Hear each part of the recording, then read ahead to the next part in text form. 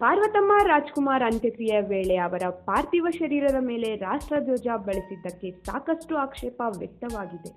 ಇದೀಗ ಈ ಕುರಿತಂತೆ ವಕೀಲ ಚೇತನ್ ಎಂಬುವರು 24ನೇ ಎಸಿಎಂಎಂ ಕೋರ್ಟ್ನಲ್ಲಿ ದೂರು ದಾಖಲಿಸಿದ್ದಾರೆ. ಸರ್ಕಾರದ ಮುಖ್ಯ ಕಾರ್ಯದರ್ಶಿ, ಗೃಹ ಕಾರ್ಯದರ್ಶಿ ಹಾಗೂ ಪೊಲೀಸ್ ಆಯುಕ್ತರ ವಿರುದ್ಧ ವಕೀಲ ಚೇತನ್ 24ನೇ ಎಸಿಎಂಎಂ ನ್ಯಾಯಾಲಯದಲ್ಲಿ ದೂರು ದಾಖಲಿಸಿದ್ದಾರೆ.